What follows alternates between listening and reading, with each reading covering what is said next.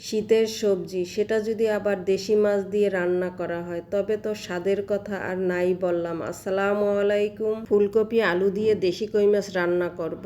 দেশি কই মাছ এখন বাজারে পাওয়া ভাগ্যের ব্যাপার। যাই হোক, পেয়েছি, এনে কেটে ধুয়ে পরিষ্কার করে পানি ঝরিয়ে নিলাম। এখন অল্প লবণ আর হলুদ দিয়ে হালকা ভাজা দিয়ে নেব।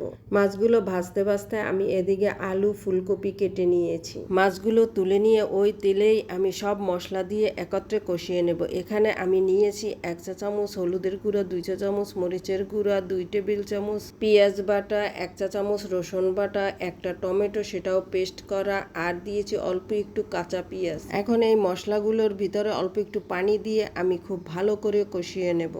ভালো করে মশলা কষানো হয়ে গিয়েছে, তেল উপরে উঠেছে। এখন আমি সব সবজি দিয়ে এই মশলার সাথে কিছুক্ষণ কষিয়ে নেব। শীতের সবজি যে কোনো মাছ দিয়ে এভাবে একটু মাখা মাখা ঝোল রান্না করলে খেতে খুবই মজা লাগে। আমার কাছে বিশেষ করে খুব মজা লাগে। যাই হোক, সবজি কষানো হয়ে গিয়েছে। এখন আন্দাজ করে পানি দিয়ে দেব, যাতে সবজি সেদ্ধও হয় আবার মাখা মাখা ঝোলও থাকে। কিছুক্ষণ জাল করে নিয়ে সবজিটা যখন প্রায় সেদ্ধ হয়ে আসবে, এ পর্যায়ে আমি দিয়ে দেব ভাজা কই মাছগুলো। তবে ফুলকপি বেশি সময় জাল করা যাবে না, তাহলে ফুলগুলো ভেঙে যায়। তাই একটু সাবধানেই ফুলকপি রান্না করতে হয়, যাতে সেদ্ধও হবে আবার ফুলগুলোও যাতে না ভাঙে। আরও কিছু সময় মাছ দিয়ে এখন জাল করে নেব, যাতে মাছের ভিতরে মশলা ঢুকে আর ফুলকপির ভিতরেও মাছের ফ্লেভারটা যায়। এই রেসিপিটার মধ্যে পাকা টমেটো দিতে পারলে আরও ভালো হতো, কিন্তু আমার বাসায় ছিল না, তাই আর দিতে পারলাম না। রান্না শেষ। এখন আমি ধনিয়া পাতা দিয়ে চুলা বন্ধ করে দেব। ফুলকপি দিয়ে যাই রান্না করব সেটাই মজা হবে, আমিও জানি।